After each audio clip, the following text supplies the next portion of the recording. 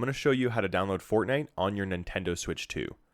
Now, if you transferred over your saved data or your system from your previous console, your Switch 1, or if you went into your virtual game cards and downloaded Fortnite, it is probably the Switch 1 version and it will not work. So you need to go into the Nintendo eShop and then pull open your account. And then when you're in the Nintendo eShop, click on Search Browse and then start typing in Fortnite. And then once you've searched Fortnite, you'll see here there's the two different options. This is for the Switch 1, but this, you can see the 2 above it, it's the Switch 2 version for Fortnite. So we're going to want to click into that. And then we're going to want to go to the right button that says free download. Click on that. And then it brings you to this confirmation page, and we're going to click free download. And then now it is set up to download.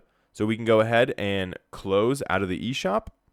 Click the home button, and then in just a second, you'll see the virtual game card has been added to your library. So go ahead and click OK. And then the game has been loaded, and then now it will start downloading. So this is Fortnite for the Nintendo Switch 2. And then once it finishes downloading, you can go ahead and play Fortnite on your Switch 2.